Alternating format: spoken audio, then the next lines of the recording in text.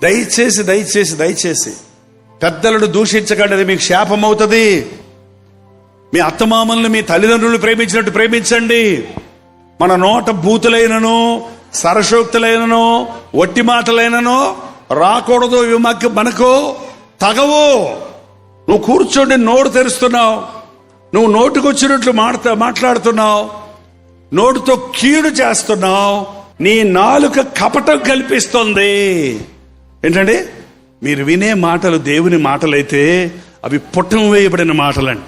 అందుకే దేవునితో మాట్లాడుకోవటం అభ్యాసం చేయండి, దేవుని వాక్యం చదవటం అభ్యాసం చేయండి.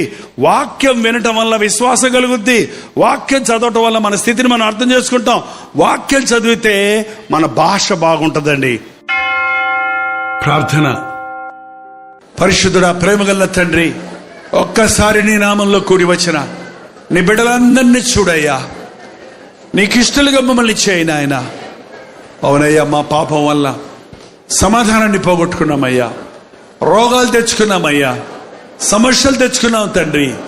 మమ్మల్ని క్షమించు నాయన. మా పాపాలు క్షమించు, మా శరీరాలను స్వస్థపరచు, మా సంకటాలను కుదుర్చు, మాకు సమాధానం దయచేయము. మాలో ఉన్న శాపాన్ని తీసివేయి. మేము చేసేదంటూ ఆశీర్వాదం చూడటానికి సహాయం చేయి. యేసు క్రీస్తు నామములో అడుగుచున్నాము తండ్రి.